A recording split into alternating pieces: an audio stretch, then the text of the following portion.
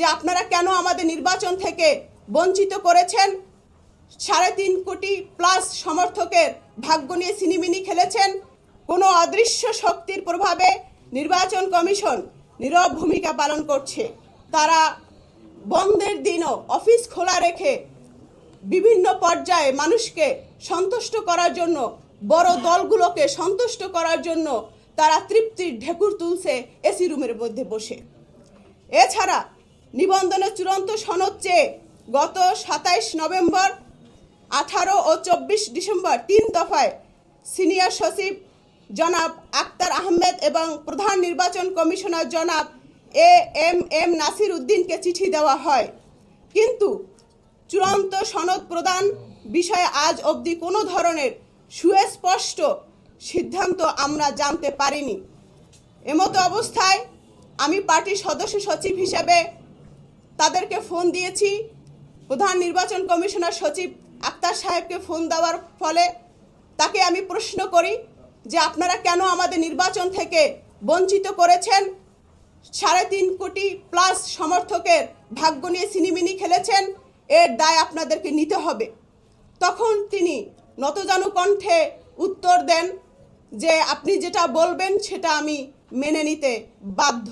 Cocoa ও শিয়া বাটারের unique কম্বিনেশনে তৈরি Natura expert care body lotion স্কিনের ড্যামেজ হিল করে, ত্বক রাখে সফট ও ময়েশ্চারাইজ। লুকিয়ে আর কতদিন, বাই বাই ড্যামেজ স্কিন। এতে ধারা স্পষ্ট হয় যে কোনো অদৃশ্য শক্তির প্রভাবে নির্বাচন কমিশন নীরব ভূমিকা পালন করছে। আমরা আইনের প্রতি শ্রদ্ধাশীল থাকায় নির্বাচন কমিশন আমাদের হয়তো দুর্বল ভেবেছে। গত 14 ডিসেম্বর নিবন্ধনের জটিলতা কাটাতে আমরা স্বরাষ্ট্র সচিব, স্বরাষ্ট্র উপদেষ্টা এবং মাননীয় প্রধান উপদেষ্টার কাছে চিঠি দিয়ে বিষয়টি অবগত করেছি। বাংলাদেশ আমজনগণ পার্টি সারা দেশে 127টি কার্যালয় সক্রিয় রেখে দলের কার্যক্রম পরিচালনা করেছে। দলটি প্রায় 25,000 প্লাস তালিকাভুক্ত সদস্য রয়েছে। সকল দালিলিক প্রমাণ প্রায় 51,000 পৃষ্ঠার আবেদনপত্রের সাথে নির্বাচন কমিশনের কাছে জমা দেওয়া হয়েছে। এত দালিলিক পত্র সাম্প্রতিক সময়ে কোনো নতুন রাজনৈতিক দল জমা দিয়েছে বলে আমার জানা নেই।